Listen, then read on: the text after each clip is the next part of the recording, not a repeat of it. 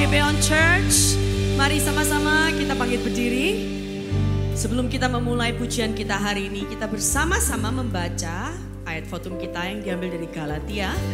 Pasal yang kedua ayat 19 sampai 20, kita akan membacanya bersama-sama mulai dari awal, saudara. Mari sama-sama kita membaca. Sebab aku telah mati oleh hukum Taurat untuk hukum Taurat, supaya aku hidup untuk Allah. Aku telah disalibkan dengan Kristus. Namun aku hidup, tetapi bukan lagi aku sendiri yang hidup, melainkan Kristus yang hidup di dalam aku. Dan hidupku yang kuhidupi sekarang di dalam daging adalah hidup oleh iman dalam Anak Allah yang telah mengasihi aku dan menyerahkan dirinya untuk aku. Berikan tepuk tangan bagi Tuhan kita. Dia yang telah menyerahkan dirinya supaya kita bisa hidup di dalam Dia dan kita menjadi anak-anak Allah. Amin.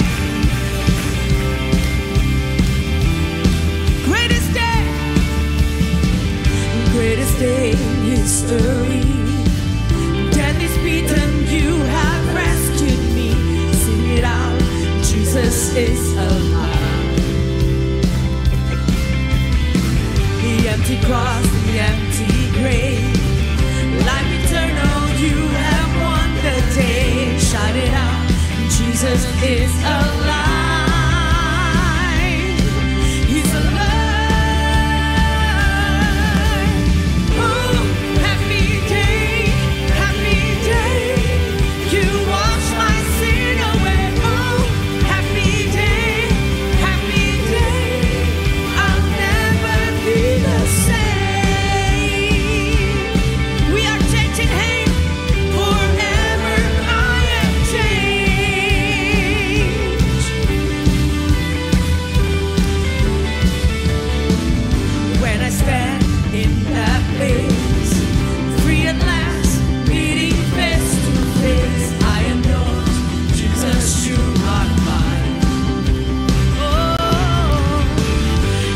Joy and perfect peace, earthly pain finally will cease.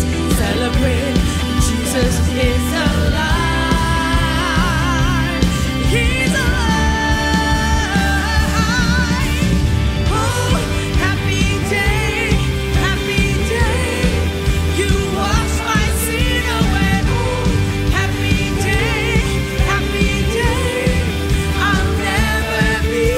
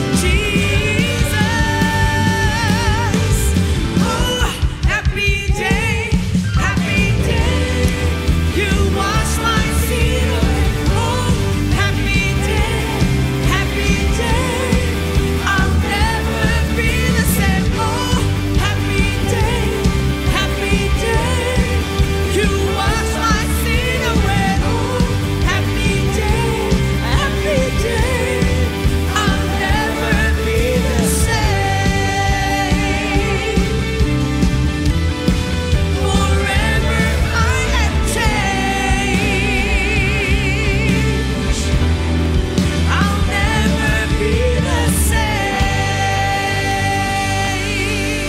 Sekali lagi berikan tepuk tangan sorak-sorai bagi Yesus Tuhan. Mari puji Dia, tinggikan nama Yesus Tuhan kita.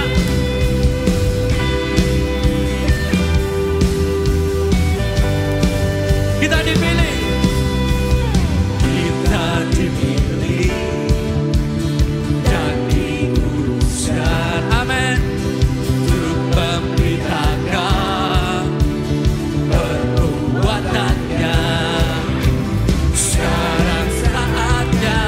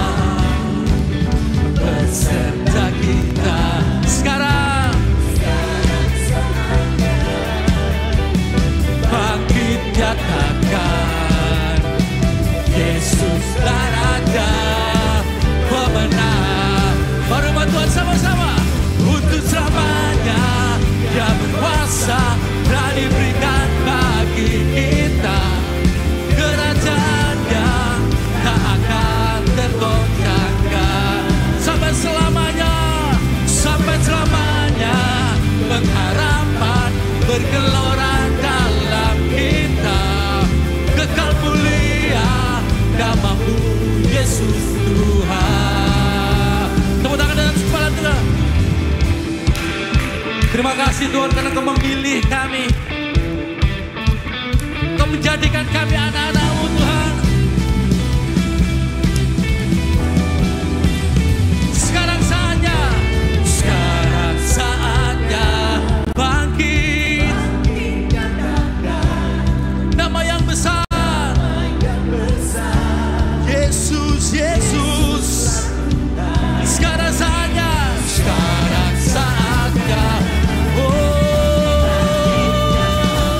Kami nyatakan Yesuslah Raja pemenang. Semua untuk selamanya Dia berkuasa dan diberikan bagi kita. Kerajaannya tak akan tergoncangkan. Amin. Sampai selamanya pengharapan bergelora dalam kita. Kekal mulia namamu Yesus Tuhan. Kekal mulia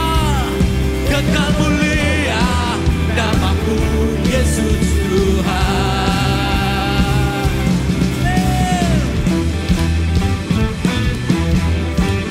Sekali lagi beri sorak-sorai bagi Yesus.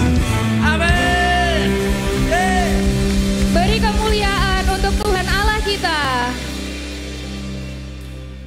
Welcome to Gibeon Church. Di sini bukan tempat untuk orang sempurna, tetapi kita telah disempurnakan oleh kuasa Injil dan kasih karunia Kristus.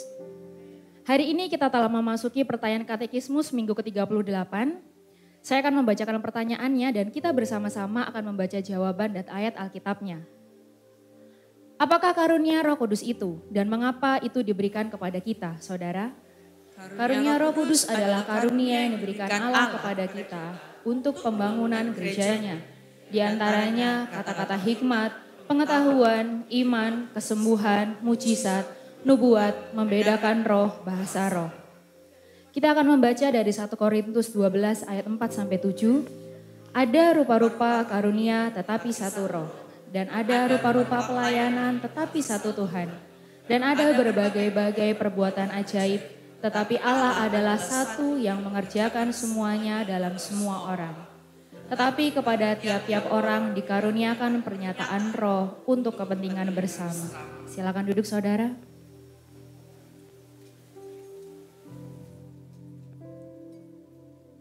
Saudara, kita percaya bahwa Allah tidak pernah meninggalkan kita. Pribadi ketiga dari Allah yaitu Roh Kudus tinggal di hati kita untuk membantu setiap kita dalam setiap kelemahan-kelemahan kita. Roh Kudus juga yang mempertobatkan dan juga membantu kita untuk terus bertumbuh dan juga berbuah di dalam Kristus. Bukan hanya itu saja, Roh Kudus juga berkarya di dalam gerejanya, yaitu dengan memberikan karunia-karunia yang berbeda kepada setiap orang yang percaya. Lalu untuk apa karunia itu diberikan? Karunia diberikan agar masing-masing anggota tubuh Kristus dapat saling memperlengkapi untuk kemuliaannya. Dalam perenungan karunia roh pada hari ini, ada prinsip-prinsip yang perlu kita pahami. Prinsip yang pertama, karunia roh diberikan atas dasar kasih karunia Allah. Bukan karena kita bisa menerimanya atas usaha apa yang kita lakukan. Karunia yang kita miliki juga bukan sebuah medali saudara, yang bisa kita gunakan untuk membuktikan bahwa kita itu layak di hadapan Allah. Kita tahu bahwa tidak ada satu manusia pun yang tidak jatuh dalam dosa. Dan kita semua telah kehilangan kemuliaan Allah. Tuhan di dalam hikmat-Nya memberi karunia bagi setiap orang percaya sesuai dengan kehendak-Nya. Karena karunia roh diberikan dengan sesuai kehendak Allah. Prinsip selanjutnya adalah karunia roh harus digunakan untuk menyatakan kemuliaan Kristus. Hal inilah yang harus selalu kita gaungkan ke hati kita masing-masing, yaitu Soli Deo Gloria, yang artinya kemuliaan hanya bagi Kristus. Bukan bagi kemuliaan saya, bukan juga bagi kemuliaan saudara.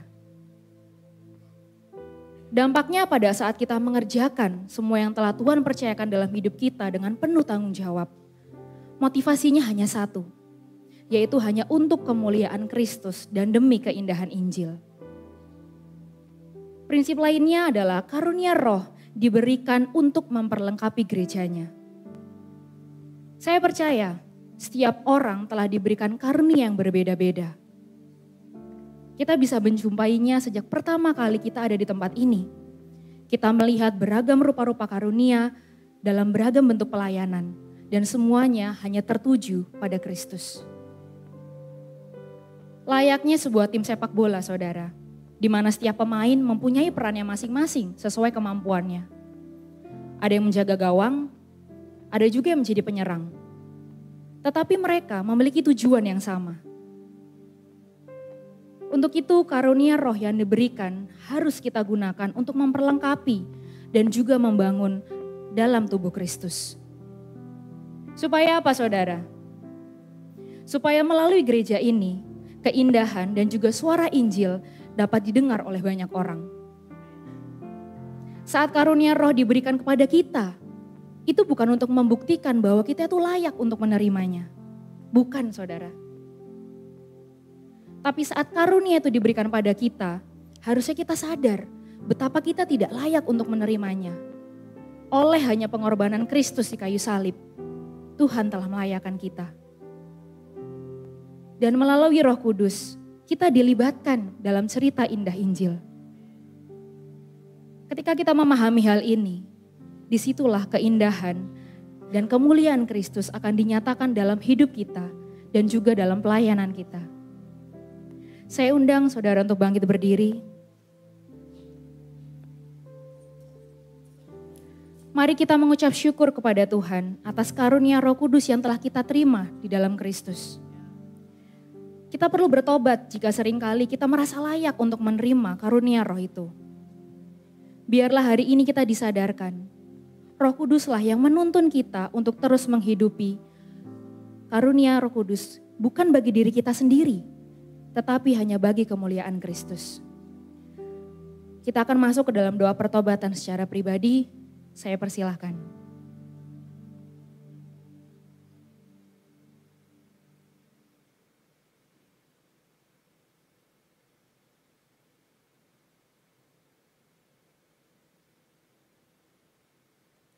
Bapa kami yang Maha Kasih dan Maha Pemurah, kami datang kepadamu menanggalkan segala kesombongan kami, keangkuhan kami, dan juga keinginan kami untuk membenarkan diri kami.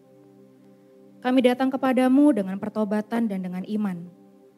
Kami percaya Roh Kudus memberikan kami hati yang baru untuk bisa menghidupi karunia yang telah kami terima.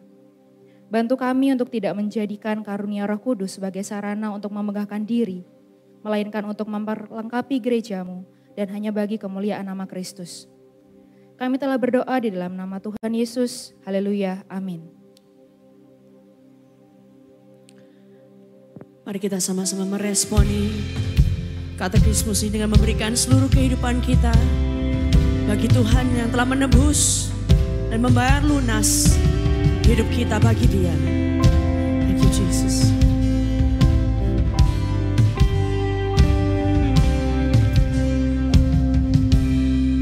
Dulu hilang dalam gelap hatiku tersesat, dosa samakan sengatnya buatku binasa.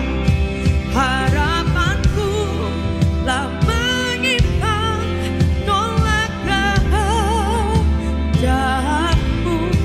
kasihmu yang membuatku terima anugerahmu.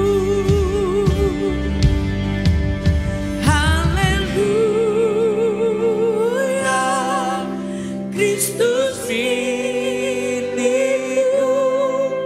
Haleluya, Yesus hidupku.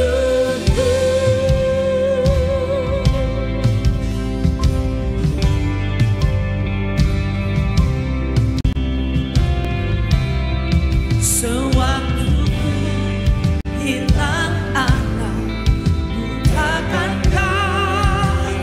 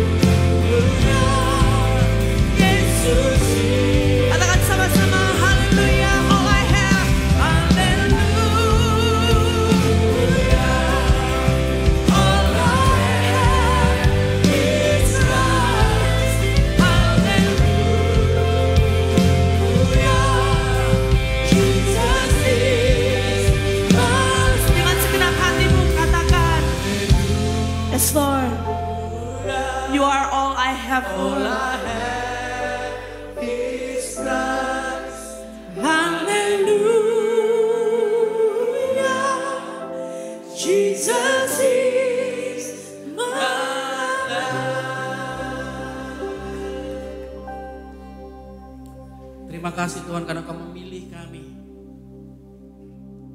Kami yang terhilang Kau telah menemukannya. Dan Kau menjadikan kami milik kepunyaan-Mu. Tidak ada hal yang bisa memisahkan kami dari Engkau Yesus Kristus. Dan hari ini kami mau nyatakan bahwa inilah hidup kami.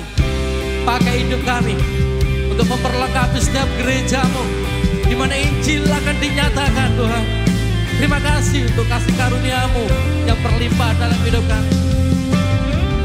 Mari saudara sembah Dia, tinggikan nama Yesus hari ini. Lihat karunia-Nya yang begitu besar bagi kita. Mari sama-sama katakan, anugerah-Mu kepadaku tak pernah berubah.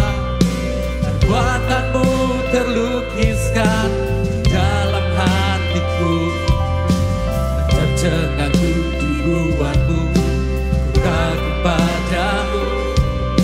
Tak ada hal di hidupku yang luput darimu. Kau indah, Kau mulia, tiada seperti-Mu. Ku ingin hidupku menyenangkan-Mu. Kau yang terawal dan terakhir, Engkau terawal dan terakhir, pencipta segalanya. Seluruh bintang pun bersinar oleh ucapan-Mu. Engkau mengasihiku, menulis hidupku. Amin. Tak henti segenap nafasku, menyembah-Mu selalu. Puji, ku sembah, tiada seperti-Mu. Ku ingin hidupku menyenangkan-Mu. Segala puji, semua katakan, segenap hatiku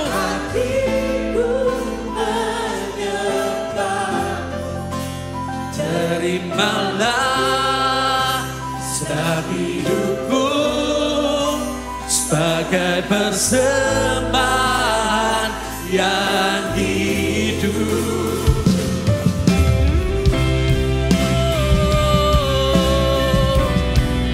Yesus, Yesus, Kau terawal dan terakhir. Kau terawal dan terakhir, pencipta segalanya. Seluruh bintang pun bersinar oleh ucapan-Mu. Engkau mengasihiku, menulis hidupku. Tak henti segenap nafasku, menyembah-Mu selalu. Puji, sembah, tiada seperti-Mu. Ku ingin hidupku menyenangkan-Mu. Segala puji, segala hormat, segenap hatiku menyembah. Terimalah segenap hidupku. Amin. Bukan kehendakku, bukan kehendak, namun kehendak-Mu. Oh, hidupku, hidupku bagimu. Kau indah, Kau mulia, tiada seperti-Mu. Ku ingin hidupku menyenangkan-Mu. Segala puji, sama-sama katakan, segala puji. Mari sama-sama. Ini doa kami Tuhan, ini penyembahan kami. Terimalah segenap hidupku sebagai persembahan yang segala puji, segala puji, segala hormat, segenap hatiku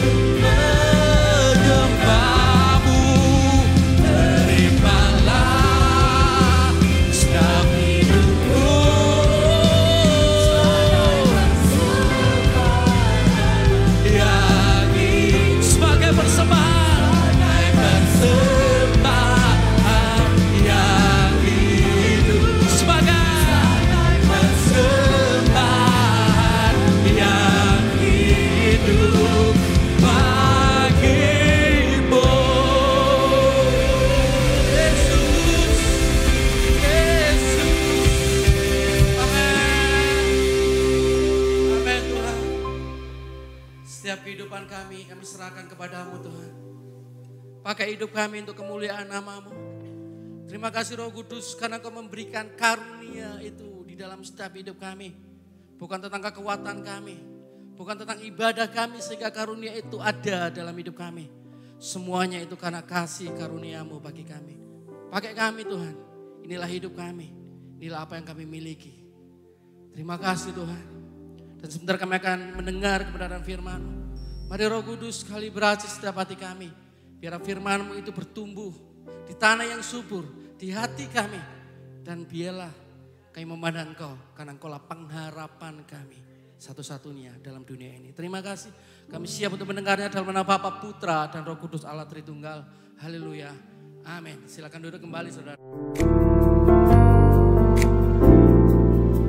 Tiba saatnya kita diberi kesempatan untuk memberikan persembahan.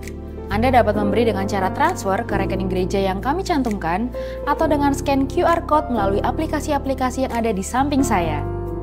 Juga bisa melalui mesin EDC yang kami sediakan di area giving booth.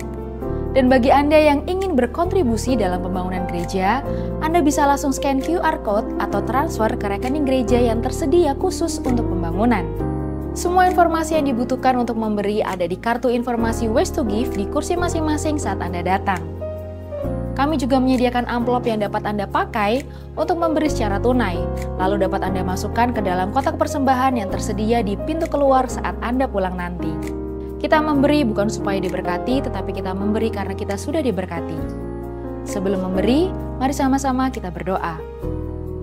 Tuhan, kami mengucap syukur untuk hari ini. Kami juga mengucap syukur untuk segala kebaikan-Mu dalam kehidupan kami. Kami juga bersyukur untuk segala berkat finansial yang telah kami terima. Dan jika hari ini Kau memberikan kami kesempatan untuk dapat memberikan persembahan kami, kiranya melalui persembahan ini dapat dipakai untuk pekerjaan-Mu di gereja ini. Kami sudah berdoa di dalam nama Tuhan Yesus. Amin. Selamat memberi, Tuhan Yesus memberkati. Hi Church, it's me Free Grace, and this is Gibeon Weekly News.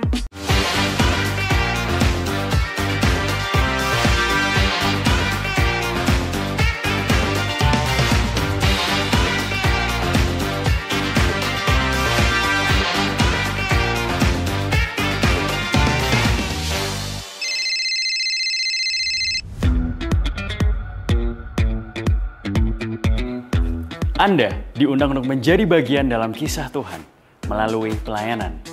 You are all invited. Adalah sebuah kehormatan saat Anda diundang dalam pelayanan sesuai dengan panggilan Anda masing-masing. Saya percaya bahwa Tuhan telah memberikan Anda talenta. Pertanyaannya adalah, di bagian mana Anda terpanggil? Misalnya, jika Anda terpanggil untuk melayani generasi, Anda dapat tergabung di pelayanan Kids, Youth, College, atau Justice and Mercy Ministry yang merupakan pelayanan kaum marginal di sekolah-sekolah dan pelayanan sosial di masyarakat sekitar atau departemen-departemen yang lain. Setelah Anda meresponi undangan ini, akan ada beberapa proses yang perlu Anda ikuti. Salah satunya adalah interview form yang perlu Anda kumpulkan. So, daftarkan diri Anda karena pendaftaran akan segera ditutup.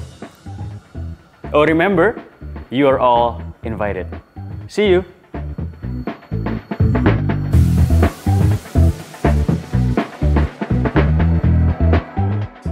Bagi Anda yang telah mendaftar kelas APS dan APB, jangan lupa registrasi ulang di basement karena kelas akan dimulai tepat pukul 3 sore. Minggu ini kelas APS akan membahas jawaban atas pertanyaan apakah sekali selamat tetap selamat, sedangkan kelas APB minggu ini akan mengangkat topik iman dan pertobatan. Pastikan Anda juga hadir minggu depan dalam kelas APS yang akan mengangkat topik yang cukup sering diperdebatkan, yaitu tentang pribadi ketiga Allah Tritunggal Roh Kudus. Dan jangan sampai ketinggalan minggu keempat kelas APB yang bertema siklus pembaruan Injil. We'll see you next week. Kita hidup di dalam budaya pasca modern, di mana budaya ini menjunjung tinggi nilai inklusivitas dan relativitas. Kedua nilai ini menimbulkan banyak pertanyaan mengapa, termasuk saat kita mempertanyakan tentang sex and gender. Misalnya, mengapa aku tidak boleh melakukan seks di luar nikah? Mengapa aku tidak boleh memilih seks atau genderku? Kita dihadapkan dengan berbagai pertanyaan mengapa lainnya. Bukan hanya kita yang mempertanyakan. Tidak jarang pula circle pertemanan kita juga menanyakan hal-hal tersebut dan kita tidak tahu bagaimana cara menjawabnya. Kita tidak mau terkesan ofensif terhadap mereka, tapi juga tidak membenarkan mereka. Sounds complicated, right? Well, sebagai gereja, kami melihat keresahan dan mengajak setiap kita untuk hadir dalam seminar Sex and Gender. Dalam seminar ini kita akan diajak untuk melihat bagaimana kebenaran Injil menjawab setiap keresahan tentang sex and gender.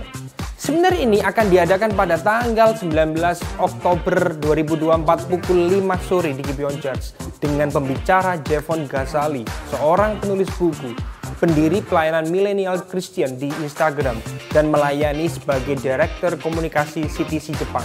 Teman-teman youth and college, pastikan kalian semua hadir dalam seminar ini. Dan Anda para parents yang memiliki anak yang duduk di kelas 5-6 SD, SMP, SMA, atau kuliah, Anda dapat memotivasi mereka untuk hadir dalam seminar ini. Mari kita menggali lebih dalam lagi kebenaran Injil tentang sex and gender, sehingga kita semakin memahami indahnya rancangan Tuhan atas kita. Satu hal lagi, untuk parents, guru sekolah, pembina remaja, aktivis yang melayani generasi muda, Anda juga boleh hadir dalam seminar ini untuk mengerti tantangan yang dihadapi generasi muda. See you and God bless you.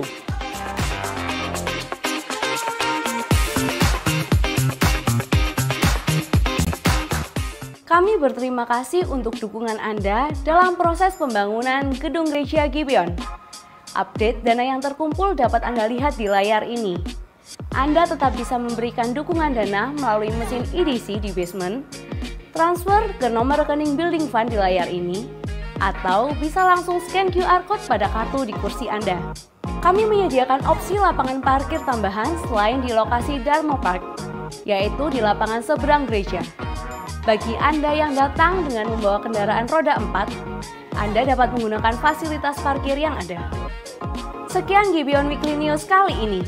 Ke pasar beli titipan Abah. Selamat mendengarkan khotbah.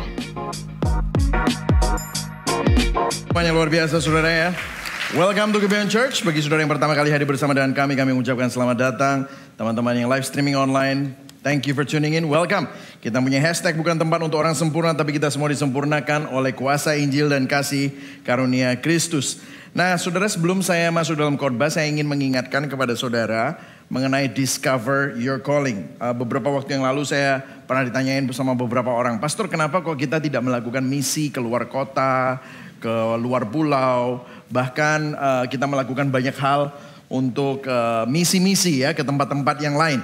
Saudara, saya setuju sih dengan melakukan banyak misi. Sebenarnya Gibeon banyak mensupport banyak sekali misi-misi di luar.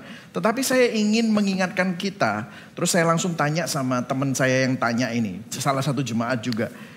Kamu sudah pelayanan di Gibeon? Belum. Nah, saya mau tanya sama dia, tahukah saudara, dan saya mau mengatakan ini kepada kita semua, ladang misi yang terbesar sebenarnya adalah di tempat kita sendiri. Karena kalau saudara memiliki hati untuk misi di luar, tetapi kalau saudara misalnya, kita loh mau melayani anak-anak gitu saudara. Ya, kalau saudara lihat ladang misi di tempat kita sendiri, kita mempunyai next gen ministry yaitu kids, youth, and college.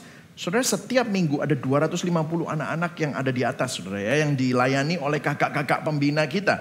Dan juga mereka dipimpin diskusi. Jadi ibadah mereka itu 90 menit, 1 jam mereka ibadah, kemudian 30 menitnya langsung small group saudara. Jadi care group itu dari kecil sudah dibiasakan oleh anak-anak kecil ini, mereka udah terbiasa dengan komunitas. Nah, kalau saudara mau melayani ladang misi, sebenarnya sebelum latihannya itu sebelum kita melayani di luar, maka latihanlah di dalam. Karena kalau youth, ada 150 youth yang dilayani setiap minggu di sini. Dan hari Sabtu ada lebih dari 50 anak-anak college yang ada di sini. Ada 5 care group yang ada di tempat ini. Jadi kalau saudara ingin DYC, Dan saudara terbeban untuk anak-anak muda, anak-anak kecil, saya undang untuk saudara dapat tergabung untuk menghidupi undangan story-nya Tuhan. Cerita saudara bukan cerita saudara sendiri, tetapi cerita saudara adalah ceritanya Tuhan. Amin. Dan kemudian yang kedua adalah Justice and Mercy Ministry. Saudara, kita nggak cuma hanya melakukan misi di dalam gereja, tapi setiap Jumat pada waktu pelajaran agama, itu pelayanan sekolah. Kita melayani setiap Jumat itu ganti-ganti. Ada 4 sekolah. Di SMK Negeri 5, SMP Negeri 18, SMP Negeri 46, SMP YBPK. Saya nggak tahu ini singkatannya apa, kenapa kok nggak ditulis, saya juga nggak tahu. Tapi ini adalah tempat-tempat di mana kami melayani di sana. Ada puluhan anak-anak yang bahkan gak punya guru agama Kristen, saudara. Dan kita melayani di sana. Kalau saudara mau bergabung, ini adalah misi yang kita lakukan di kota Surabaya. Kita juga melakukan pelayanan sosial. Kita melayani anak-anak kaum marginal dan masyarakat yang terpinggirkan, yang kurang diperhatikan oleh pemerintah dan dipandang rendah oleh masyarakat di area yang dulunya terkenal dengan prostitusinya yang sudah ditutup oleh Bu Risma.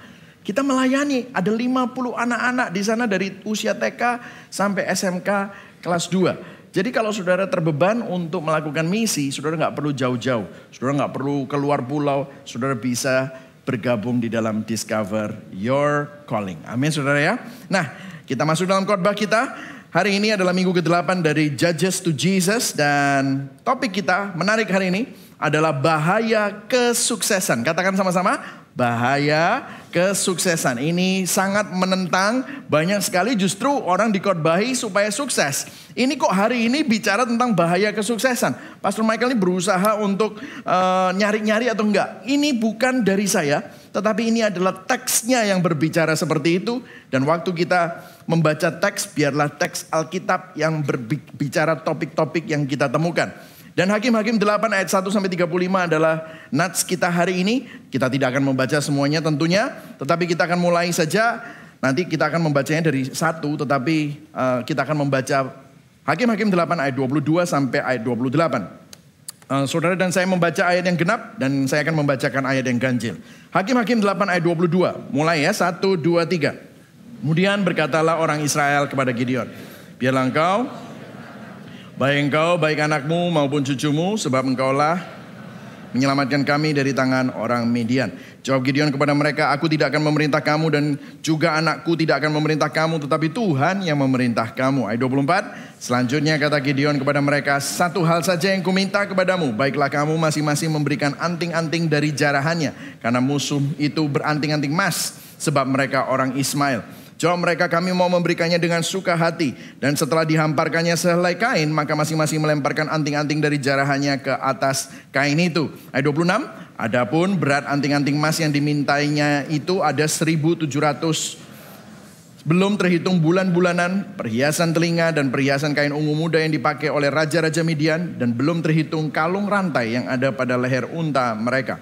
Kemudian Gideon membuat efod dari semuanya itu dan menempatkannya di kotanya di Ofra. Di sanalah orang Israel berlaku serong dengan menyembah efod itu. Inilah yang menjadi jerat bagi Gideon dan seisi rumahnya. Ayat 28, demikianlah orang Midian tunduk kepada orang Israel dan tidak dapat menegakkan kepalanya lagi. Maka amanlah negeri itu 40 tahun lamanya pada zaman Gideon. Alright, berbahagialah orang yang mendengar firman Tuhan, memelihara dalam hatinya dan melakukan dalam hidupnya. Saudara, memulai dengan baik itu mudah. Semua kalau memulai dengan baik itu pasti baik-baik saja. Tetapi menyelesaikan dengan baik itu adalah tantangannya.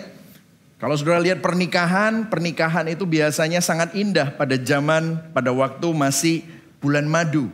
Tahun pertama bisa sangat indah.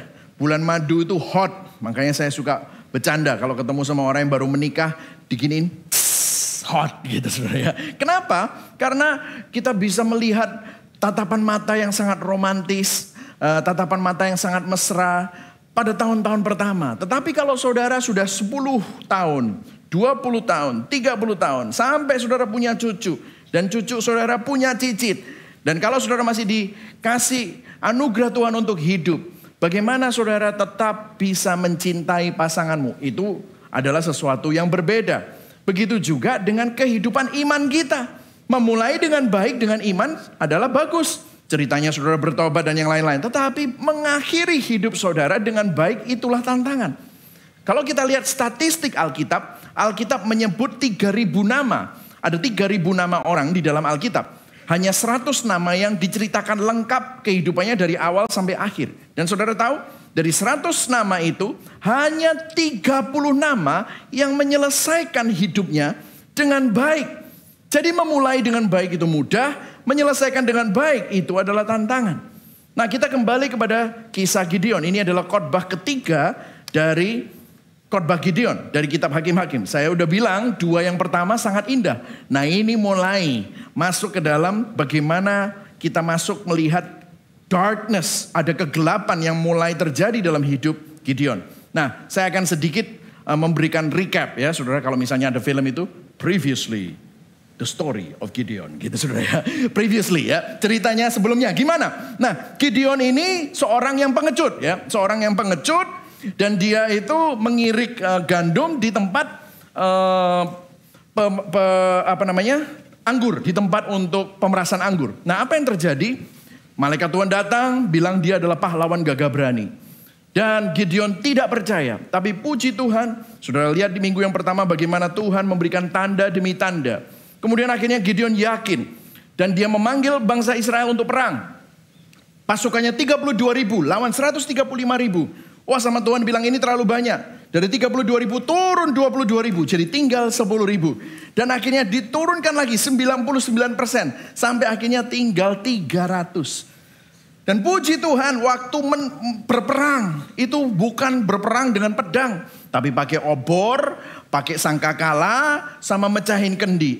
Mengalahkan 135.000 orang. Itulah cerita Gideon.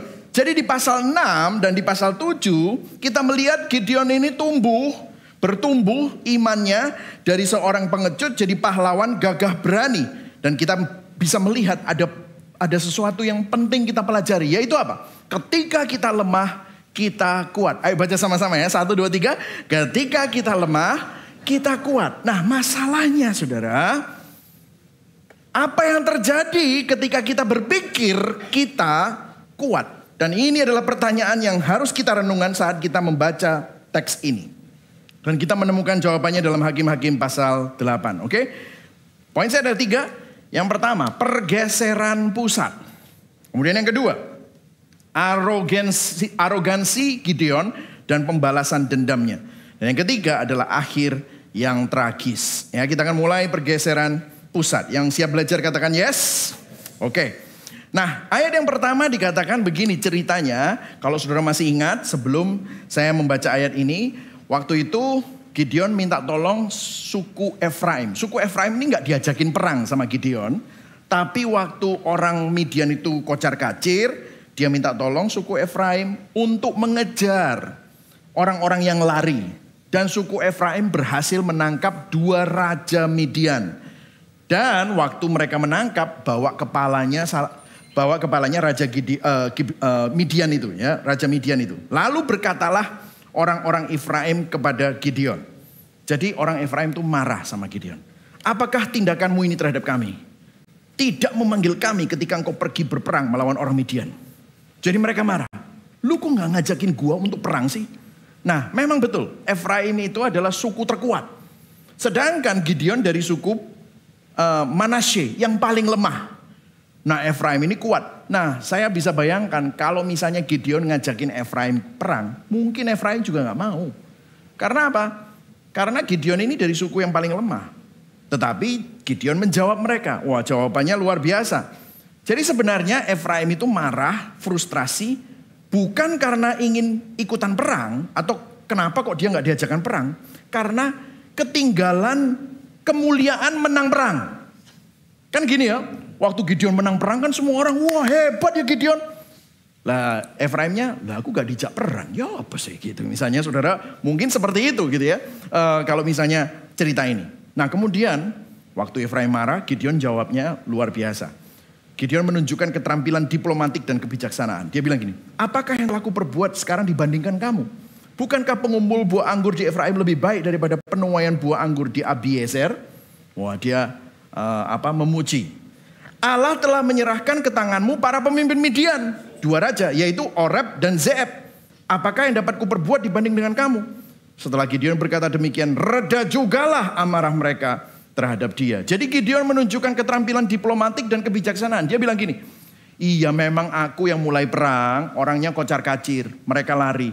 Tapi yang nangkep raja kan kamu. Wah, ini pinter ya saudara, yang ngelobi ya. Yang nangkep raja kan kamu. Rajanya itu loh kamu penggal, terus kamu bawa sini. Kamu itu lebih ciamik daripada aku. Wah, itu bahasa Surabayanya kayak gitu ya. Kamu lebih hebat daripada aku. Jadi kamu terima kasih. Kamu yang sudah menutup kemenangan kita dengan menangkap raja-raja yang mau menjajah kita. Gitu ya saudara. Nah, kelihatannya kalau kayak begini kita kayaknya mau tepuk tangan untuk Gideon. Wah, luar biasa. Tapi pada titik ini kita lihat selanjutnya. Kemudian jadi ceritanya dia juga mau ikutan ngejar raja yang lain. Jadi ada 2 raja lain yang Gideon kejar.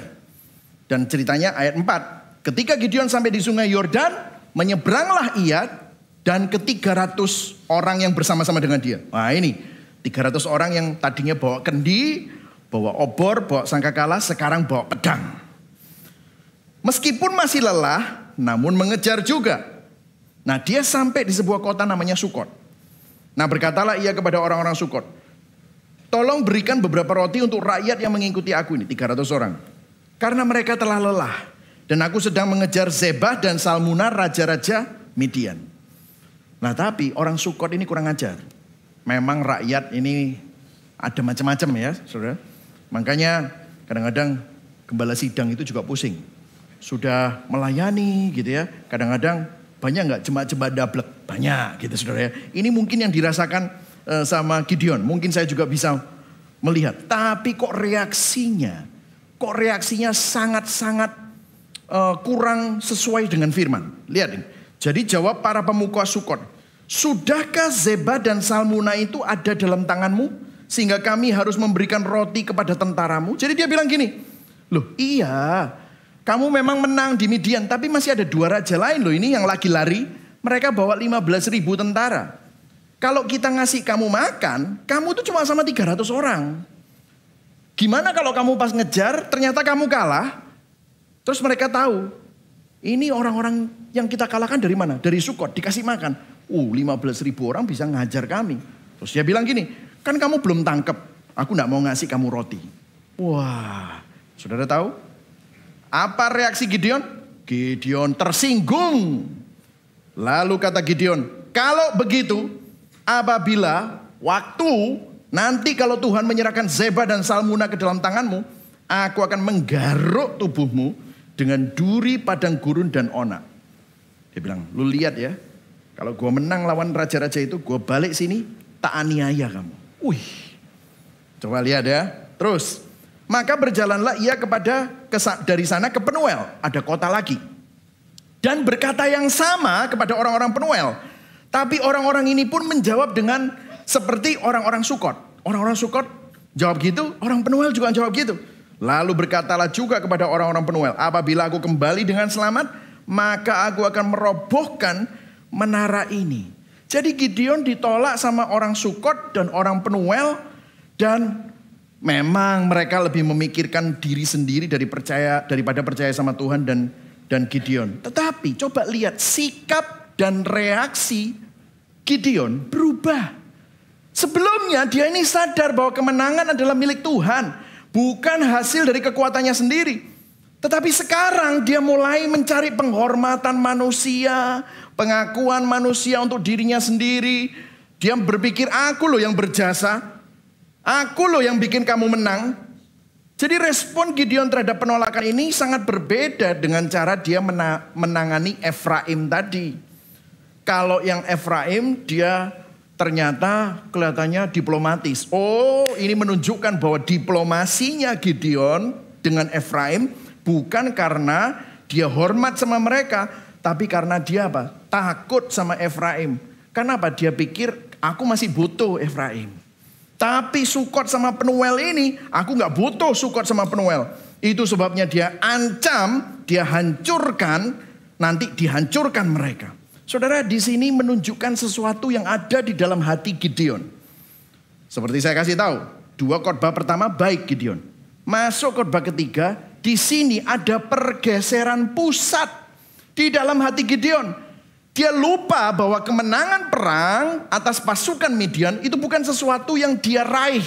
Itu bukan achievementnya dia, tetapi ini pemberian Tuhan. Namun sekarang Gideon merasa bahwa dia pantas dihormati. Dia pantas diakui atas apa yang telah dia capai. Ini kan menang gara-gara gua. Fokus Gideon berubah. Dia fokus pada dirinya sendiri dan tidak lagi fokus kepada Tuhan. Ada suatu motivasi pembuktian diri dan ada kesombongan. Dan Gideon memang membuktikan dirinya. Coba kita lihat di selanjutnya ayat 10 dan 12 sampai 12. Sementara itu Zebah dan Salmuna ada di Karkor bersama dengan tentara mereka. Kira-kira berapa jumlahnya? Saudara baca sama-sama. 15.000 orang banyaknya. Yakni orang yang masih tinggal hidup dari seluruh tentara orang-orang yang di sebelah timur. Banyaknya yang tewas ada 120.000 orang. Masih ingat jumlah tentaranya 135.000? Ya, 120.000 mati semua. 15.000 ikut sama Zebah sama Salmuna. Gideon maju melalui jalan orang-orang yang diam di dalam kemah di sebelah timur Noba dan Yogeba. Lalu memukul kala tentara itu ketika tentara itu menyangka dirinya aman. Ayat 12, baca sama-sama. 1, 2, 3. Zebah dan Salmuna melarikan diri. Tetapi Gideon mengejar mereka dan menawan kedua raja Midian itu. Yakni Zebah dan Salmuna. Sedang seluruh tentara itu dicerai-beraikannya. Wih. Ini ternyata 300 orang beneran lawan 15.000 dan menang. Wah, ini luar biasa sekali. Jadi Gideon melanjutkan pengejarannya dan dia berhasil. Dia tangkap 2 raja Midian namanya Zebah dan Salmuna. Sekarang Gideon resmi jadi pemimpin militer yang hebat. Dia memiliki kekuatan untuk menyerang dan menghancurkan tentara Midian yang 15.000 banyaknya. Kali ini gak pakai tiup-tiup lagi. Dia pakai pedang dan cerita ini murni kekuatan militer Gideon. Tapi saudara tahu, ada satu karakter utama yang tidak ada di dalam pertempuran ini. Ada satu karakter utama yang sangat menonjol dalam pertempuran pertama di Hakim-Hakim 7. Namun karakter ini sama sekali tidak terlihat di pertempuran kedua. Saudara bisa tebak siapa karakternya? Siapa karakternya? Karakternya adalah Tuhan. Loh kok bisa? Iya. Tidak ada indikasi sama sekali tentang keterlibatan Tuhan dalam pertempuran ini. Kalau Tuhan ada di mana-mana di Hakim-Hakim 7, di dalam pertempuran yang pertama, Tuhan tidak ada di pertempuran kedua. Pertempuran Tuhan menjadi pertempurannya Gideon. Kekuatan Tuhan jadi kekuatannya Gideon. Jadi apa pelajarannya bagi kita? Perhatikan saudara, pelajarannya buat kita. Kalau ada pergeseran yang terjadi di dalam hati kita, hidup kita tidak lagi berpusat kepada Tuhan. Namun pada diri kita sendiri, pada ego kita. Bahkan bagi orang Kristen, bahaya loh saudara. Mungkin saudara dari luar kelihatannya masih pergi ke gereja. Bahkan mungkin saudara masih pelayanan, melakukan pekerjaan Tuhan. Tetapi sebenarnya hati kita tidak melayani Tuhan. Karena pusatnya bukan Tuhan, namun diri kita sendiri. Kita bisa pelayanan, kita bisa pergi ke gereja. Tetapi kita pakai itu semua untuk menjadi sarana. Mengejar kemuliaan sendiri, kehormatan sendiri. Dan untuk pengakuan manusia. Nah di sini saya mau memberikan 2 indikator berdasarkan cerita kita. Bagaimana kita tahu kapan hidup kita tidak lagi berpusat kepada Tuhan. Karena hati-hati saudara, bisa saja loh saudara dan saya masih ke gereja tapi hidup kita tidak lagi berpusat pada Tuhan. Indikatornya 2, kita bisa lihat di dalam cerita Gideon ini. Yang pertama adalah kita tidak lagi bergantung kepada Tuhan. Tanda pertama bahwa Gideon ini sudah mulai ada pergeseran pusat. Coba kita perhatikan, masih ingat dulu waktu Gideon lemah, takut, dan dia benar-benar insecure. Apa yang dilakukan? Gideon terus-menerus berdoa kepada Tuhan. Waktu dia takut, dia cari Tuhan. Waktu dia putus asa, dia cari Tuhan. Waktu dia nggak yakin, dia minta tolong Tuhan kasih dia tanda. Tetapi ketika Gideon merasa kuat, dia tidak lagi mencari Tuhan. Gak ada tulisan bahwa dia berdoa cari tuntunan Tuhan. Cari tuntunan Tuhan dalam pertempuran kedua. Gak ada. Saudara, salah satu tanda bahwa hidup saudara dan saya tidak lagi terpusat pada Tuhan. Saat kita tidak lagi bergantung kepada Tuhan. Kita tidak lagi berdoa. Kita tidak lagi baca firman. Kita tidak lagi minta nasihat sama orang-orang beriman di sekeliling kita. Kita tidak lagi berakar di dalam komunitas. Perhatikan pergeseran ini. Saat saudara banyak duit. Saat saudara sehat walafiat. Saat saudara segala sesuatu sedang baik-baik saja. Saat kita merasa kuat, kita merasa hebat. Kita tidak mencari tuntunan Tuhan dalam hidup kita sehari-hari. Artinya kita menaruh harapan kita pada sesuatu yang lain. Bukan lagi pada Tuhan. Kita menaruh harapan kita kepada seseorang yang lain dan bukan lagi kepada Tuhan. Halo. Hati-hati, saudara. Yang kedua, saudara, apa? Kita jadi mudah baper. Susu-susu ai-ai baper itu tahu ya. Bawa perasaan. Mudah tersinggung. Ketika semuanya tentang kita, waktu kita membuat diri kita sendiri menjadi pusat hidup kita, kita jadi sebel sama orang yang gak setuju sama kita. Sama orang yang memperlakukan kita kurang terhormat. Nyebelin orang itu. Wah, padahal kita juga Padahal kita juga merasa benar. Jangankan menunjukkan kesabaran. Bahwa kita bisa benci terhadap mereka yang tidak sejalan dengan kita. Kita bisa kejam sama mereka yang menentang kita. Segala sesuatu jadi personal. Saudara kena egonya. Kita mudah tersinggung. Karena kita menjadikan segala sesuatu tentang diri kita sendiri. Itulah sebabnya kita susah memaafkan orang. Kalau sudah menyakiti kita, itu sebabnya kita mudah kesel sama orang. Mudah tersinggung. Dan kita mulai mengkategorikan orang. Aku sih butuh dia. Aku masih butuh dia. Makanya aku baik sama dia. Ini orang aku udah gak butuh. Anyway dia juga nyebelin. Udahlah. Jadi apa yang terjadi? Mulai mengkategorikan orang. Dan kita kejam kepada mereka yang kita tidak butuhkan.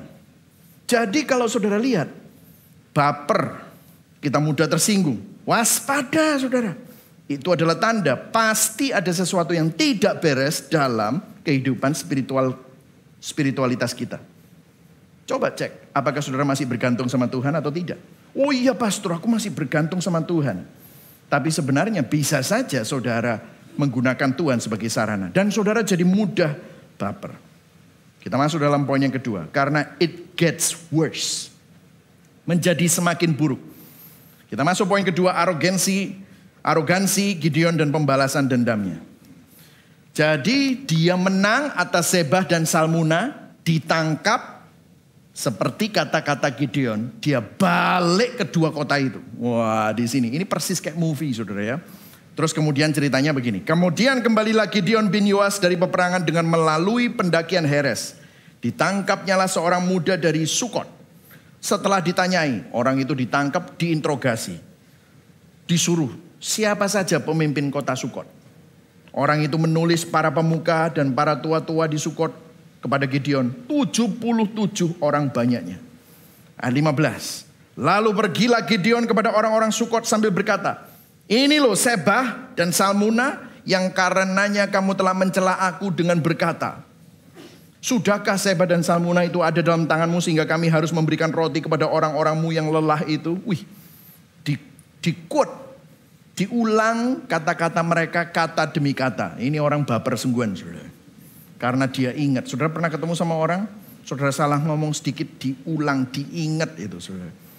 Terus kemudian dia kumpulkan para tua-tua kota itu, 77 orang. Apa yang dilakukan? Dia ambil duri padang gurun dan onak, jadi semak berduri, dihajar orang Sukot itu dengan itu. Dan gak sampai di situ. Juga, ayo baca ayat 17 ya pelan-pelan, 1, 2, 3. Juga menara Penuel dirobohkannya dan baca yang keras, dibunuhnya orang-orang kota itu. Wow. Berubah ya? Kok jadi bengis ya? Kok jadi kejam ya? What happened Gideon? Apa yang terjadi dengan Gideon sekarang? Jadi setelah Gideon menangkap kedua raja Midian, dia kembali ke kota Sukot dan Penuel, para tua-tua kota Sukot dihajar sama duri sama semak. Dan dia bunuh orang-orang Penuel, menaranya dihancurkan. Coba perhatikan, Gideon membunuh orang-orang yang seharusnya dia lindungi. Oke, mereka memang nyebelin, kan mestinya Gideon bisa dong ngomong gini. Aku tahu kamu mungkin gak percaya bahwa Tuhan pilih aku. Tapi Tuhan itu pilih yang lemah, buktinya kita menang. Kan mestinya bisa dengan rendah hati bilang begitu. Kalau kamu gak mau bantu aku sekarang, nanti kalau aku udah nangkep, tolong kasih aku makan ya. Nanti tak buktiin, Tuhan itu benar-benar ada di pihak kita sama-sama. Kan bisa begitu, gak usah harus seperti ini. Dan ingat saudara, mereka ini bukan orang asing. Jadi untuk pertama kalinya saudara, di kitab Hakim-Hakim, gak pernah ada hakim bunuh bangsanya sendiri. Ini pertama kalinya seorang hakim Israel menghukum dan membunuh orang-orang yang seharusnya dilindungi gara-gara dia baper, gara-gara dia tersinggung. Dan kemudian selanjutnya, ya, jadi ini menunjukkan bahwa Gideon tidak lagi dipimpin oleh Tuhan, namun didorong oleh arogansi. Coba saudara lihat, dari tidak bergantung pada Tuhan ada pergeseran pusat. Menaruh diri sendiri sebagai pusat. Kemudian apa yang terjadi? Baper.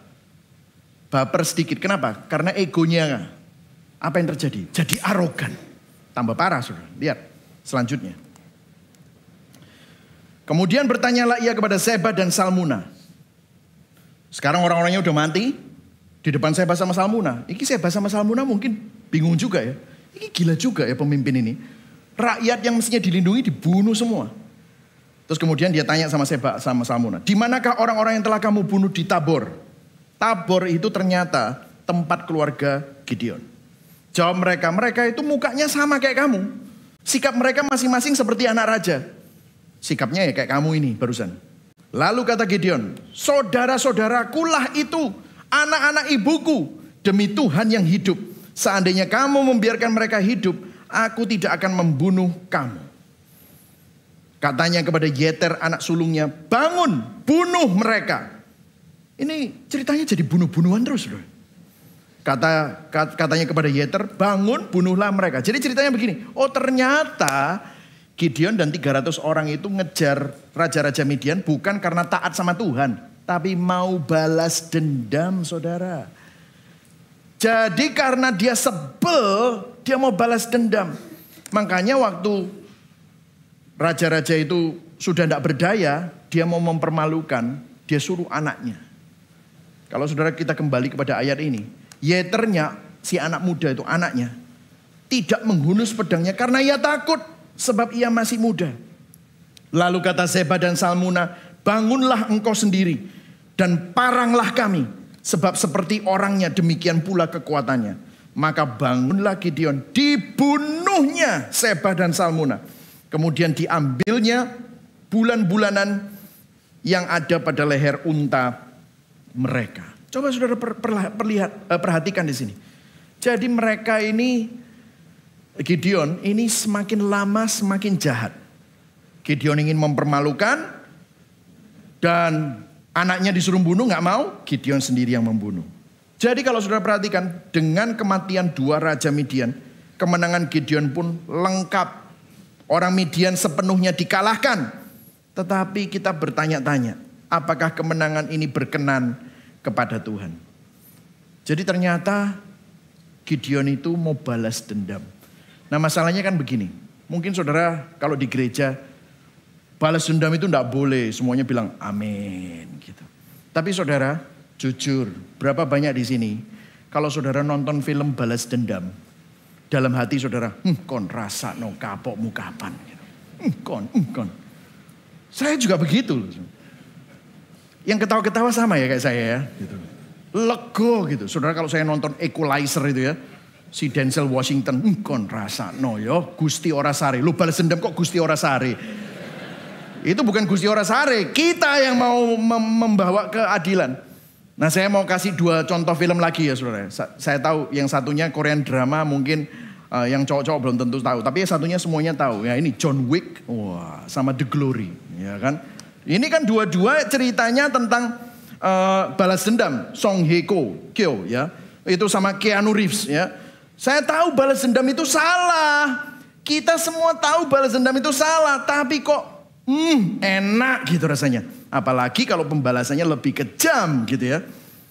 Kan nggak bisa pastor, orang itu dibiarkan dengan ketidakadilan. Kita harus balas dan pembalasan itu harus lebih kejam. And by the way, John Wick 1, John Wick 2, John Wick 3, John Wick 4, by the way semuanya box office. Itu balas dendam gara-gara apa? Gara-gara Daisy mati. Saudara tahu Daisy itu siapa? Bukan istrinya loh. Itu anjingnya loh saudara. Ini mungkin film yang buat ini pecinta anjing bener. Dan saudara makanya pecinta-pecinta anjing itu seneng banget nonton John Wick gitu ya. Jadi semuanya dimulai dengan keinginan untuk balas dendam kepada orang-orang yang bunuh anjingnya saudara.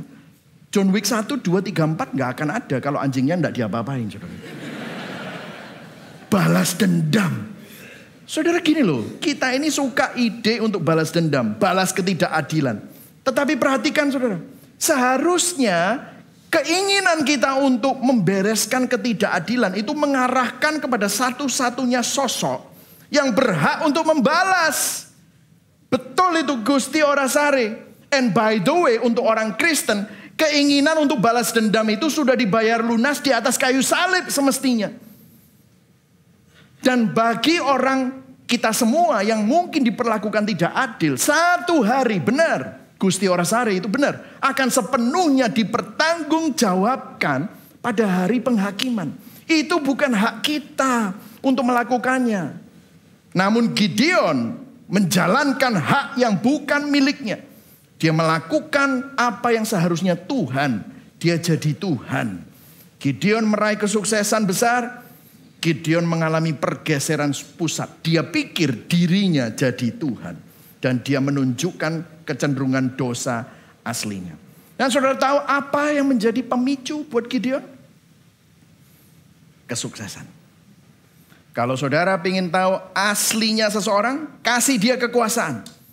Kalau saudara ingin tahu aslinya seseorang, kasih dia uang yang banyak. Kasih dia kemenangan. Bagaimana reaksinya di saat dia di puncak kekuasaannya, di puncak kemenangannya, di puncak kekayaannya. Justru itulah kita perlu waspada terhadap bahaya kesuksesan. Ayo baca sama-sama yang besar itu ya. Waspadalah terhadap bahaya kesuksesan. Kenapa saudara? Setiap kali kita menerima berkat dari Tuhan, ada bahaya rohani yang mengintai dari kesuksesan itu. Berkat Tuhan bisa membuat kita menjadi sombong. Dan ini yang terjadi pada Gideon. Gideon mabuk dengan kesuksesannya. Dia berubah dan ini menunjukkan karakter dosanya yang asli. Dia tidak lagi bergantung pada Tuhan. Ada pergeseran pusat. Dia tidak lagi berdoa. Dia tidak lagi tanya Tuhan. Dia mudah baper. Kenapa? Karena pusatnya sekarang dirinya sendiri. Egonya besar sekali. Dia jadi arogan. Dan dia jadi kejam. Dan ini yang dilakukan untuk membalas dendam. Saudara. Tak buktiin, tak pelindes kamu. Tak bangkrut no kamu. Kamu tak hancurkan kamu. Wih, kejam sekali. Timothy Keller dalam bukunya Judges for You mengkomentari masalah Gideon ini. Dia bilang begini. Kesuksesan dapat dengan mudah membuat kita lupa kasih karunia Tuhan. Karena hati kita percaya bahwa kita bisa menyelamatkan diri kita sendiri. Kemenangan yang diberikan oleh Tuhan dapat dengan mudah digunakan untuk mengkonfirmasi keyakinan bahwa kita mendapatkan berkat bagi diri kita sendiri. Dan seharusnya menerima pujian dan kemuliaan atas kesuksesan tersebut. Jika kita tidak waspada, hati kita bisa dengan mudah beralih dari saya nggak pantas menerima ini dan semua ini adalah kasih karunia. Menjadi, lihat apa yang telah aku capai dan tanganku sendiri yang mencapainya. Aku tahu aku hebat dan mampu untuk melakukannya. Saudara tahu apa hal terburuk yang terjadi untuk orang yang dipicu, didorong, dimotivasi dengan kesuksesan? Orang yang pokoknya aku mau sukses, pokoknya aku mau the top, aku mau the best. Saudara tahu apa yang hal yang terburuk yang terjadi buat orang itu? Ada banyak orang bilang kegagalan. No, kalau kegagalan adalah hal yang terburuk, bukan. Justru itu hal yang terbaik. Kalau dia gagal, terus dia bertobat. Dia sadar ternyata dia tidak mampu. Terus dia akhirnya bergantung sama Tuhan. Oh, itu hal yang baik. Apa yang terburuk kalau orang yang dimotivasi kesuksesan? Apa? Kesuksesan itu sendiri. Kalau dia didorong oleh kesuksesan dan dia tambah lama tambah sukses. Dan dia tambah lama tambah hebat. Dan dia terus naik. Grafnya naik terus. Maka dia akan lihat. Aku memang hebat. Memang ini semua gara-gara aku. Akhirnya apa? Dia lupa bahwa hidupnya ini sementara. Dia akan lupa bahwa apa yang dia raih itu semua bukan hal yang kekal. Itu hal yang fana. Dan ini masalah Gideon. Dan ini juga bisa menjadi masalah kita. Saudara, saya akan memberikan sebuah slide yang isinya cukup kontroversial. Tetapi ini benar. Dan saya mengkonfirmasi dengan beberapa komentari untuk cari ini benar gak sih? Saya gak mau kontroversial. Tapi begini saudara. Ujian kemakmuran itu lebih berbahaya bagi orang Kristen daripada ujian penderitaan. Saudara, bukan kegagalan yang harus kita waspadai. Justru kesuksesan. Karena waktu kita lemah, waktu kita gagal, kita ini bergantung kepada Tuhan. Namun justru waktu kita menjadi kuat, menjadi hebat kelihatannya di mata dunia, Tuhan dilupakan dan kita membuat diri kita sendiri menjadi pusat. Saudara, ini yang berbahaya.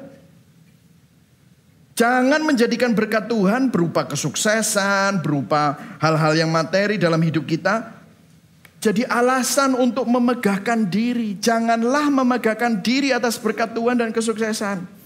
Itu semua semata-mata kasih karunia. Yang setuju katakan amin. Sebaliknya, biarlah berkat Tuhan dan pertolongan Tuhan mendorong kita untuk semakin bersyukur. Mendorong kita semakin memuji Tuhan. Dan bergantung kepada Tuhan. Dan mengingat Tuhan, kalau bukan kamu, ini semua terlalu banyak kebetulannya. Kalau bukan engkau, gak mungkin aku bisa ada di sini. Semata-mata karena anugerah dan kasih karunia Tuhan. Nah, saudara lihat akhir tragis dari Gideon. Kalau saudara lihat Hakim-Hakim 8 ayat 22 sampai 28 tadi kita sudah baca di awal. Jadi ceritanya bagaimana? Oh, ternyata pergeseran pusat Gideon nular kepada orang Israel. Jadi ceritanya orang Israel ingin menjadikan Gideon jadi raja. Padahal kan tidak boleh.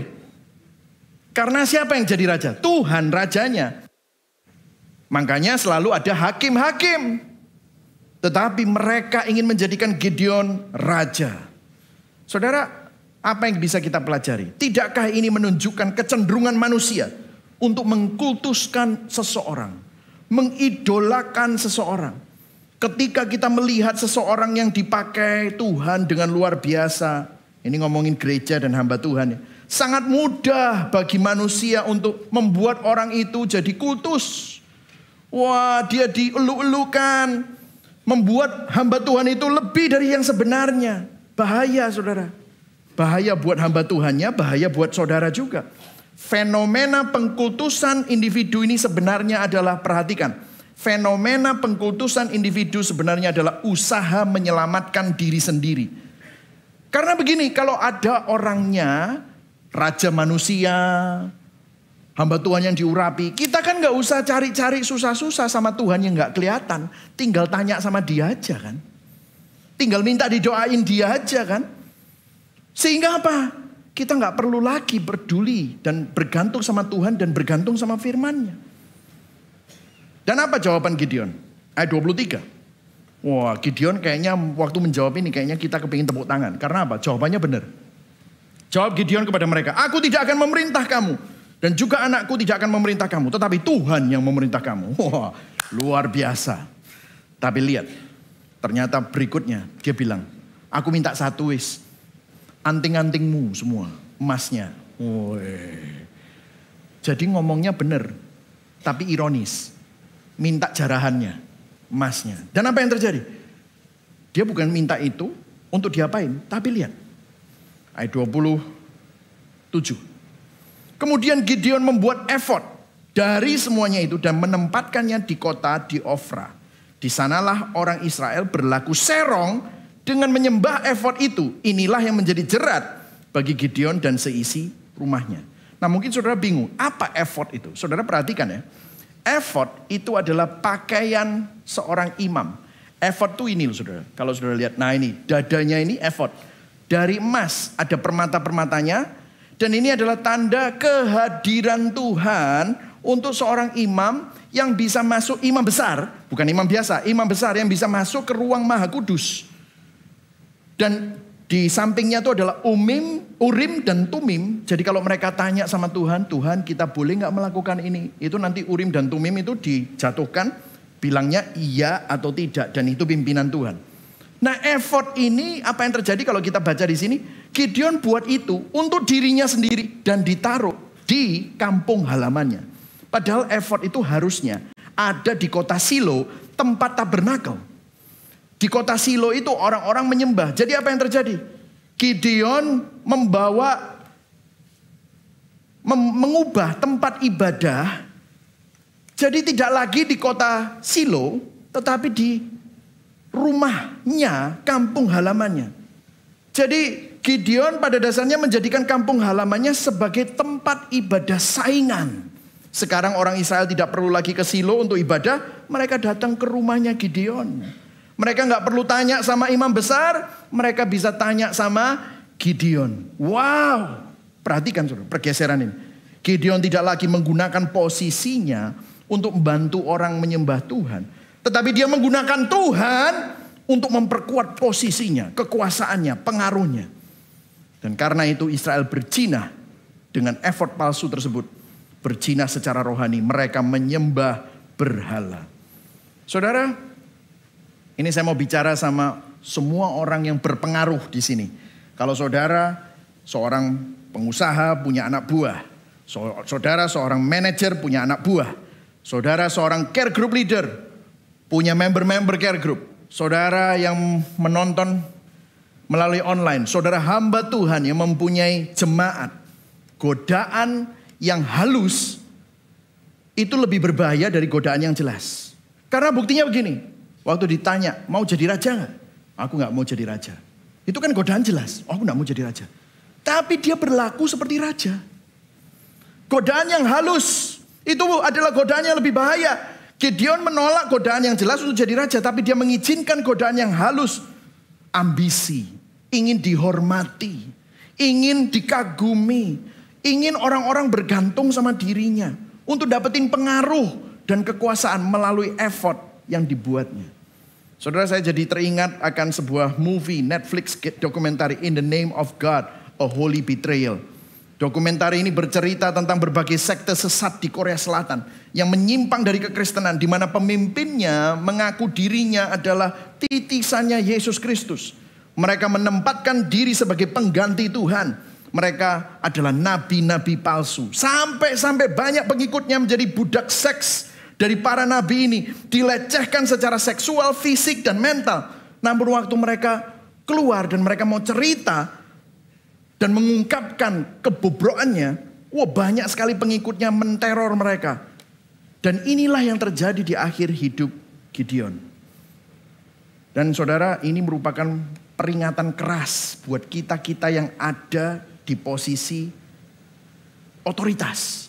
Hati-hati, jangan sampai kita bisa memiliki penyakitnya Gideon. Dale Ralph Davis bicara tentang hal ini. Dia berkata, pusat dari permasalahannya adalah Gideon menginginkan lebih daripada yang diizinkan Tuhan. Orang Israel menginginkan hal itu dengan hasrat yang tidak berpusat pada Tuhan. Saudara tahu gak sih kenapa kok hamba-hamba Tuhan yang ngaku dirinya nabi. By the way, nabi di zaman sekarang itu ya, kalau menamakan dirinya prophet, apostle itu sudah tidak ada mestinya. Tapi kan zaman sekarang masih ada itu. Nabi-nabi yang sangat populer. Bahkan di websitenya mereka ditulis, nubuatan saya 95% akurat. Wah gitu saudara. Hati-hati lu dinubuatin yang 5% gak akurat. Salah jalan kamu ya saudara. Loh ini bener loh saudara. Coba cek ya. Nggak usah saya sebut nama ya saudara. Tapi itu ada. Nubuatan saya 95% akurat. Tapi kenapa kok nabi-nabi seperti itu disukai orang? Setiap kali orang yang ngaku nabi dengan karunia nubuatan atau kesembuhan itu melayani di gereja-gereja, orang-orang ngantri untuk didoakan, untuk dapetin nubuat. Kenapa? Tahu nggak kenapa? Karena kita ingin jalan pintas, saudara. Kita memperlakukan Tuhan seperti jin. Kita memperlakukan Tuhan seperti guamia. Kita memperlakukan Tuhan seperti bola kristal. Kita memperlakukan Tuhan seperti dukun. Kita cari hal-hal yang mistis. Saya mau kasih peringatan. Waspada. Waspada dari mengejar cara-cara yang mistis luar biasa, extraordinary. Dan mengabaikan cara biasa sarana anugerah Tuhan yang ordinary. Seringkali kita tergoda mengejar cara-cara yang mistis, extraordinary seperti apa? Nubuat, tanda-tanda supranatural, mujizat. Dan mengabaikan sarana kasih karunia yang biasa seperti apa? Baca firman, berdoa, ibadah. Itu kurang seksi mungkin. Tapi tahukah saudara? Itu lebih berharga. Kenapa? Karena saudara journeying sama Tuhan sendiri. Bukan bergantung sama orang. Saudara, saya ini pernah jadi penterjemah. Saya kan bisa bahasa Inggris, bahasa Indonesia. Saya menerjemahkan tuh nabi-nabi yang ngasih nubuatan. Ada itu nabi bilang, anak ini akan sehat, anaknya sakit gitu. Anak ini akan bertumbuh, dia akan nikah nanti satu hari akan jadi anak yang cantik. Dan pada waktu itu anak perempuan ini lagi sakit. Saudara tahu apa yang terjadi? Anaknya mati. Tuh, salah. Ada beberapa lagi nubuatan yang salah, fatal, saudara. Coba tanya dia, kenapa? Oh, orangnya kurang percaya mungkin. Yang ngomong-ngomong nubuatanmu luput gitu aja lah, beres kan. Yang disalahkan orang lain gitu, saudara. Loh, saudara, kenapa sih kok kita masih seperti ini? Saudara, kita memiliki sesuatu yang jauh lebih baik daripada nubuatan yang bisa salah. Itu namanya firman Tuhan yang tertulis. Di mana saudara dikasih roh dari atas segala roh. Pribadi ketiga dari Allah Tritunggal. Tinggal di dalam saudara. Namanya Roh Kudus. Saudara, kita perlu hati-hati terhadap mereka yang menunjuk diri mereka sebagai juru bicara Tuhan. Saya mau kasih tahu kepada saudara. Semua orang, nabi, orang yang mengaku diurapi, itu perkataannya harus diuji sama Alkitab. Yang setuju katakan amin. Itu harus, saudara. Nah, apa yang terjadi sama Gideon? Lihat ya. Akhir yang tragis. Lalu Yerubbaal bin Yoas pergilah dan diam di rumahnya sendiri. Gideon punya 70 anak laki-laki. Semuanya anak kandungnya. Sebab, apa saudara? Podoai ternyata. Ia beristri banyak. Ayat 31. Juga apa? Gundiknya. Ini gundiknya di sini kalau saudara perhatikan ini bukan orang Yahudi.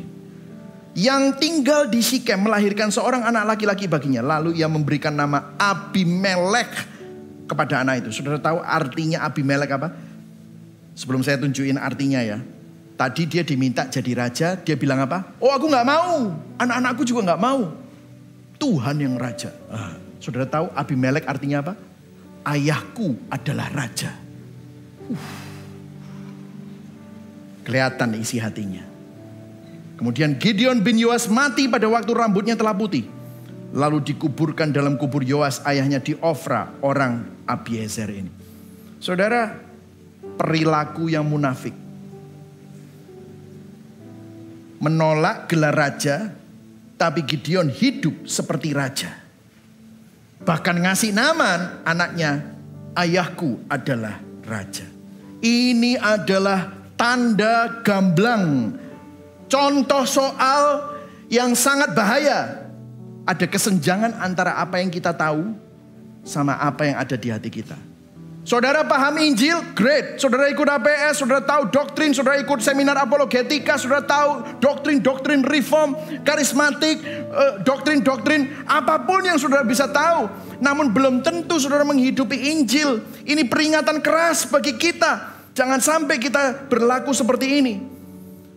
Ini peringatan keras untuk para hamba Tuhan juga. Para pemimpin yang mendengarkan khotbah ini, sangat mudah bagi kita untuk menggunakan otoritas untuk melayani dan menghormati diri sendiri. Bukan melayani dan menghormati Tuhan. Kita suka dibutuhkan orang. Kita suka orang-orang datang kepada saya, kepada diri sendiri. Akan bimbingan, mereka bergantung sama saya, sama kita, sama manusia. Akhirnya kita berpikir kita Tuhan. Dan saudara tahu kalau saudara baca di Hakim-Hakim 33 sampai 35. Akhir tragis dari Gideon. Karena begini saudara, seorang hakim seharusnya membawa orang-orang dari penyembahan berhala menyembah kepada Allah Yahweh. Untuk pertama kalinya seorang hakim justru buat berhala. Orang-orang Israel menyembah berhala untuk pertama kalinya. Akhir tragis Gideon. Saudara lihat semua hakim-hakim sebelum Gideon. Tidak ada satupun yang membawa orang-orang yang dipimpinnya menyembah berhala. Tapi Gideon, pemenang yang luar biasa, malah membawa bangsanya jadi penyembah berhala. Saudara lihat siklus dosa, kalau saudara masih ingat siklus, gambar siklusnya. Semakin buruk, semakin parah. Kita melihat bahwa pemberontakan semakin parah, penindasan semakin berat, pertobatan semakin kurang tulus. Hakim-hakim semakin cacat, keselamatan yang mereka bawa semakin lemah. Ini menunjukkan bahwa hakim-hakim tidak bisa menjadi solusi bagi umat Tuhan. Disinilah gospel connection-nya. Kisah Gideon menunjuk kepada sang juru selamat yang sejati dan yang sempurna. Siapa dia? Yesus Kristus. Yesus sama sekali tidak seperti Gideon. Dia sang hakim yang adil, yang semestinya berhak untuk balas dendam. Tetapi dia diperlakukan tidak adil dengan ketidakadilan yang terbesar. Melalui kelahirannya saja sudah tidak adil. Yesus Kristus meninggalkan surga mulia, berinkarnasi di bumi yang rusak. Justru lahir di kandang yang hina. Sang firman Tuhan yang kekal, yang tidak terbatas, menjadi daging yang terbatas. Raja, segala raja yang seharusnya dinobatkan jadi raja, menghamba, mencuci kaki murid-muridnya. Dia berhak untuk dilayani, tetapi dia tidak minta itu. Dia sukarela melayaninya. Saudara dan saya yang sangat kaya, sangat kudus, tetapi jadi miskin untuk menebus orang berdosa yang kekal di surga, yang gak bisa mati, tetapi menyerahkan hidupnya di salib. Melalui karya Kristus, kita yang seharusnya dibinasakan, kita yang seharusnya berdosa, dikasihi, diterima dan dianggap berharga, dijadikan anak oleh Allah semesta alam. Kita tidak perlu lagi cari penerimaan, pengakuan dari manusia, karena kita sudah memiliki pengakuan dan penerimaan dari Tuhan. Tidak seperti effort palsu dari Gideon.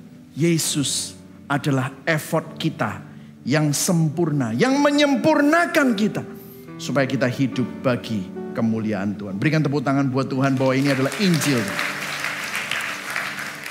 Saudara, saat kita menaruh iman pada Kristus, kita tidak hanya diampuni dari dosa, kita juga dibebaskan dari kebutuhan untuk cari kemuliaan bagi diri sendiri. Kenapa? Karena Kristus telah memberikan kemuliaannya kepada kita. Saudara, memang susah untuk mengakhiri dengan baik. Tetapi orang Kristen, kita punya Yesus, maka kita bisa mengakhiri dengan baik. Kenapa? Karena keyakinan kita untuk bisa tetap bertekun, tetap bertahan, bukan dari kekuatan kita sendiri, tapi dari Kristus yang sudah bertekun dan bertahan untuk kita. Yesus mendampingi saudara dan saya. Saya akan baca ayat yang terakhir, Ibrani 12 ayat 2-3. Kita baca sama-sama ya, pelan-pelan ya saudara. 1, 2, 3. Marilah kita melakukannya. Dengan apa? Mata yang tertuju kepada Yesus, yang memimpin kita dalam iman dan yang membawa iman kita kepada kesempurnaan. Yang dengan apa saudara? Mengabaikan kehinaan, tekun memikul salib, ganti sukacita yang disediakan bagi dia yang sekarang duduk di sebelah kanan tahta Allah. Ayat 3, baca pelan-pelan. Ingatlah selalu akan dia yang tekun menanggung bantahan yang sehebat itu terhadap dirinya dari pihak orang-orang berdosa. Supaya apa? Jangan kamu menjadi lemah dan putus asa. Yang setuju katakan amin. Pandang sama Yesus. Kalau tadi Gideon tersinggung, Yesus dihina, dia abaikan kehinaan itu. Yesus disiksa, dia abaikan itu semua. Tekun memikul salib, ganti sukacita. Sukacitanya apa? Ngelihat saudara dan saya diselamatkan. Ingatlah selalu akan Dia. Wah, pandang Yesus. Tekun menanggung bantahan sehebat itu. Kita dibantah sedikit, baper, egonya kena. Kenapa? Karena pusatnya dirimu. Gantikan pusat itu. Ingatlah akan Dia. Supaya jangan kamu menjadi lemah dan putus asa. Saudara, ada sebuah quote dari Elisabeth Elliot. Suaminya pergi jadi misionaris, mati ditombak oleh suku di hutan Ekuador. Menurut dunia, gagal. Istrinya datang ke suku itu, nginjilin suku itu. Dan satu persatu suku-suku itu semua terima Tuhan. Wow. Orang yang bunuh sampai bingung. Kok bisa ya? Waktu ditanya, kamu kok bisa tetap bertahan? Kok bisa kamu? Nggak bilang gini, nggak Tuhan-Tuhanan. Kok bisa lu, kamu janda. Suamimu mati martir. Dan orang yang menombak, kamu injili. Dan orang itu terima Tuhan. Dia bilang gini, kehendak Tuhan tidak pernah berjalan seperti yang kita harapkan. Bahkan mungkin bisa situasinya terlihat sangat buruk. Tetapi pada akhirnya akan jauh lebih baik. Jauh lebih besar daripada yang kita bayangkan. Terus dia bilang gini, serahkan semuanya ke tangan yang telah dipaku terluka bagimu. Pandang itu. Jangan pandang dirimu sendiri. Kalau pandang dirimu sendiri, kamu gak mampu. Tapi waktu kamu pandang Yesus, kamu akan dimampukan. Amin. Pertanyaannya, bagaimana Anda meresponi kesuksesanmu? Apakah kesuksesanmu membuat kamu lupa akan anugerah Tuhan? Atau justru mendorong kebergantungan kepada Tuhan? Apakah ada tanda-tanda pergeseran pusat dalam hatimu saat ini? Sehingga membuatmu tidak bergantung sama Tuhan? Kamu jadi baper? Jadi dendam? Apakah kita cenderung cari mujizat? Cara-cara extraordinary dibandingkan dengan menjalani cara biasa? Karena di situ waktu engkau memandang Yesus, di situ engkau menerima kekuatan. Bertobat jika kesuksesan membuat kita sombong dan tidak lagi bergantung kepada Tuhan. Saudara tahu kemampuan kita untuk mengakhiri dengan baik bukan terletak pada diri sendiri. Namun karena Kristus yang menjaga kita, menopang kita untuk tetap kuat dan bertahan sampai akhir. Hari ini Kristus tidak jauh, tapi Dia ada di dalam hati setiap kita. Saya yakin saudara memandang Dia, maka saudara akan mengakhiri dengan baik. Mari sama-sama kita bangkit berdiri. Orang berinjil tidak sombong dalam kesuksesan dan berkat, karena sadar bahwa segala sesuatu terjadi hanya karena kasih karunia-Nya. Yang setuju katakan amin. Orang berinjil peka, jujur. Kalau saudara hari ini mendengar firman Tuhan, saudara melihat ada tanda-tanda pergeseran pusat, orang berinjil mudah bertobat, hatinya dikalibrasi. Orang berinjil tidak mencari kemuliaan dan penerimaan bagi dirinya sendiri. Kenapa? Karena sudah diterima dan mendapatkan kemuliaan dari Tuhan melalui Yesus Kristus. Yang setuju berikan tepuk tangan buat Tuhan. Amin. Apalah arti hidupku, bukan pada kekuatanku, namun di tubuh lukanya, disalib, bukan di kuat gagahku, bukan di kuat gagahku, ataupun kebanggaanku, namun di dalam darahnya bersuka, katakan sama-sama. Bersuka kan menebusku, dialah harta hasrat jiwaku. Percaya hanya padanya, puas yang sempurna dalam hidup. Hidup kita seperti bunga yang cepat sirna, fana di hadapan Tuhan. seperti bunga cepat sinta, dunia tawarkan yang mana, hidup kekal panggil kita. Yes Lord, takkan banggakan kuatku dan semua keterbatasanku.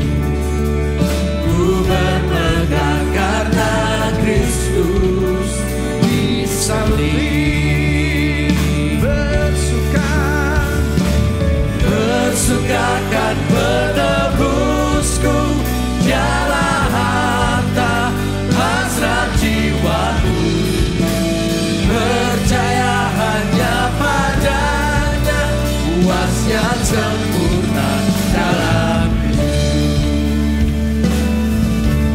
Katakan sama-sama, dua makna ku sadari atas hidup kita. Dua makna ku sadari, harga dan kehinaanku. Lunas diriku ditebus. Di mana saudara? Disalib. Sekali lagi deklarasikan. Dua makna. Dua makna ku sadari, harga dan kehinaanku. Lunas diriku ditebus.